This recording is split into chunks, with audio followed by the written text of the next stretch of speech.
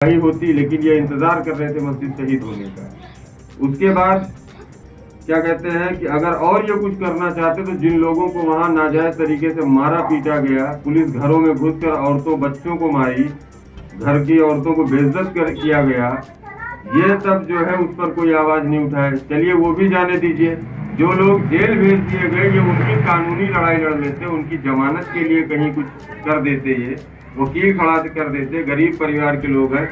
हम लोग उन परिवारों से और इस मस्जिद कमेटी से शुरू से कांटेक्ट में हैं, लेकिन चूंकि अभी हम लोग न तो सत्ता में रहे हैं और न हमारा कोई नेता सदन में मौजूद है, इस वजह से मस्जिद कमेटी के लोग और वहाँ के तमाम जो भी नाम निहाल सेकुलर सोच के मुसलमान जो वहाँ मौजूद है, जो इसमें थोड़ा आगे थे, उनको हम पे भरोसा नहीं हुआ। हमारी पार्टी के तमाम बड़े नेता, मैं खुद इस मामले पे शुरू से लगा हुआ हूँ और उन लोगों ने हम पे भरोसा नहीं किया। वो अपने हिसाब से यही नाम निहाल सेकुलर पार्टियों के जो भी बड़े लीडर हैं उनके संपर्क में आए थे, उन्होंने केस को आगे बढ़ाया और अंजाम आज ये है कि 100 साल से ज्यादा पुरानी मस्जिद शहीद कर दी गई। उस सिस्टम के हवाले से, जो सिस्टम ने इस मस्जिद को शहीद किया, जब वो मस्जिद थी तब ये सिस्टम ही नहीं था। इस सिस्टम के पहले की वो मस्जिद है, वह बोर्ड में रजिस्टर्ड है, उसके तमाम कागजात जो है कोर्ट में पेश किए गए, लेकिन और कोर्ट ने अभी कोई आदेश भी नहीं दिया।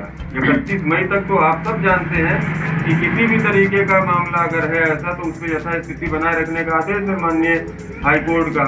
उसके बाद भी जो है इस तरीके की हरकत, हम इसकी कड़ी निंदा करते हैं और हमने आज ज्ञापन दिया है माननीय राष्ट्रपति महोदय को, जिलाधिकारी महोदय के माध्यम से, और इस लड़ाई को हम यहाँ से लेकर अगर हाई कोर्ट जाना पड़ा, सुप्रीम कोर्ट जाना पड़ा, MIM पार्टी जाएगी और इस लड़ाई को लड़ेगी। हाई कोर्ट के आदेश जो है, जिस पे हाई कोर्ट ने रोक लगा रखी थी, उसके बाद भी SDM रामसनेही घाट में उसको जो है मस्जिद को शहीद करा दिया। हम उसके जो है विषय में प्रेस कॉन्फ्रेंस करा रहे हैं। तो क्या कहना चाहते हैं सरकार से इस विषय पे? इस विषय में पहली चीज तो हम लोगों ने अभी ज्ञापन दिया है। हमारे बाराबंकी जिला अध्यक्ष हैं मोहम्मद खतीब साहब, अब अयोध्या जिला अध्यक्ष हैं शहनवाज सिद्दीकी साहब, और मैं MIM स्टेट बॉडी का मेंबर हूं और इस डेलीगेशन को लीड करने के लिए माननीय प्रदेश अध्यक्ष शौकत अली साहब की तरफ से भेजा गया हूं। मेरा नाम इंजीनियर इरफान है। कहना ये चाहते हैं कि जो मस्जिद तकरीबन 100 साल पुरानी मस्जिद है, आज़ादी से पहले की मस्जिद है, SDM रामसनेही घाट जिन्होंने अभी कुछ दिन पहले जो है उस पर विवाद खड़ा कराया रास्ते को लेकर, पहले उसके बाद मस्जिद वक्फ बोर्ड में भी दर्ज है और तहसील जब वो बनी है अंग्रेजों के टाइम पे, तब की बनी हुई मस्जिद है। फिर ये मामला हाई कोर्ट में जाता है। हाई कोर्ट ने अभी 31 मई तक रोक लगा रखी थी यथास्थिति बनाए रखने के लिए, लेकिन SDM साहब ने जो है उस हाई कोर्ट के आदेश का उल्लंघन करते हुए 17 तारीख को मस्जिद को शहीद करा दिया।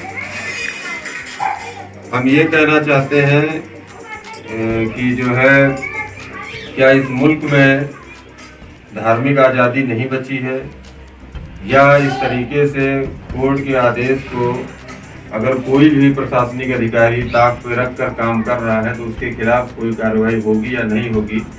हम उसके खिलाफ कार्रवाई की मांग कर रहे हैं और इस सिलसिले में हमारी पार्टी के तमाम वकील हाई कोर्ट का भी दरवाजा खटखटाएंगे। जरूरत पड़ने पे हम सुप्रीम कोर्ट तक जाएंगे। और दूसरी बात ये कि आज हमारे प्रदेश की जो है पूर्व सत्ताधारी पार्टी नाम निहाल सेकुलर समाजवादी पार्टी के एक बड़ा डेलीगेशन आके DM साहब से मिल के गया है।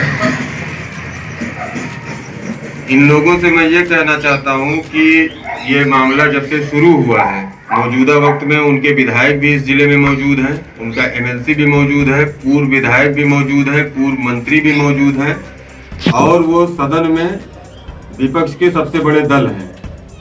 आज तक इनके मुंह से एक अल्फाज नहीं निकला, इनका कोई भी नेता, कोई भी विधायक, जब वहाँ के लोगों को, जब मस्जिद का विवाद शुरू हुआ, वहाँ के मुतवल्ली को, इमाम को और तमाम आस पड़ोस रहने वाले नमाजियों को मारा गया, तकरीबन 25 लोगों को जेल भेजा गया, पुलिस की मार से एक लोगों की मौत भी हुई है उसमें, तो तब इन लोगों के मुंह से कोई एक भी शब्द नहीं निकला। और आज ये मस्जिद जैसे ऐसा लगता है कि मस्जिद शहीद होने का ये इंतजार कर रहे थे, और उसके तुरंत बाद जैसे मस्जिद शहीद हुई, डेलीगेशन बना के ये फौरन आके खाना पूर्ति करने लगे। दूसरी चीज हम ये भी कहना चाहते हैं, याद दिलाना चाहते हैं आवाम को कि समाजवादी पार्टी का इतिहास ही यही है।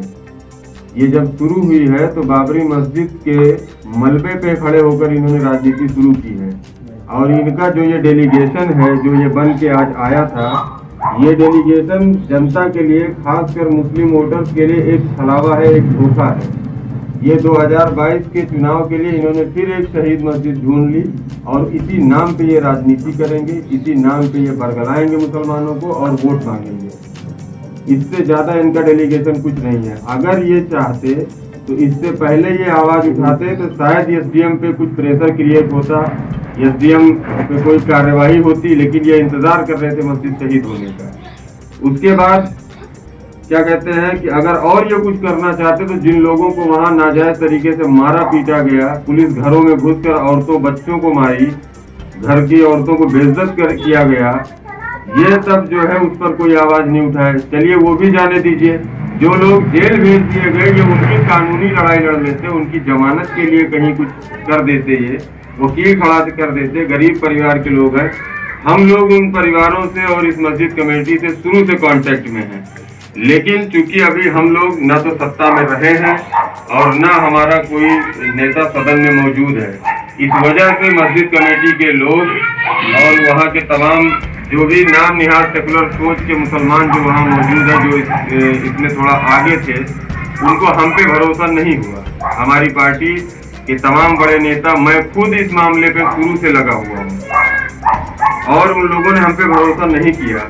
वो अपने हिसाब से यही नाम निहाद सेकुलर पार्टियों के जो भी बड़े लीडर हैं उनके संपर्क में रह के उन्होंने केस को आगे बढ़ाया और अंजाम आज ये है कि 100 साल से ज्यादा पुरानी मस्जिद शहीद कर दी गई। उस सिस्टम के हवाले से, जो सिस्टम ने इस मस्जिद को शहीद किया, जब वो मस्जिद थी तब ये सिस्टम ही नहीं था। इस सिस्टम के पहले की वो मस्जिद है, वह बोर्ड में रजिस्टर्ड है, उसके तमाम कागजात जो है कोर्ट में पेश किए गए, लेकिन और कोर्ट ने अभी कोई आदेश भी नहीं दिया। 31 मई तक तो आप सब जानते हैं कि किसी भी तरीके का मामला अगर है ऐसा तो उस पर यथास्थिति बनाए रखने का आदेश है माननीय हाई कोर्ट का। उसके बाद भी जो है इस तरीके की हरकत, हम इसकी कड़ी निंदा करते हैं और हमने आज ज्ञापन दिया है माननीय राष्ट्रपति महोदय को, जिलाधिकारी महोदय के माध्यम से, और इस लड़ाई को हम यहाँ से लेकर अगर हाई कोर्ट जाना पड़ा, सुप्रीम कोर्ट जाना पड़ा, MIM पार्टी जाएगी और इस लड़ाई को लड़ेगी।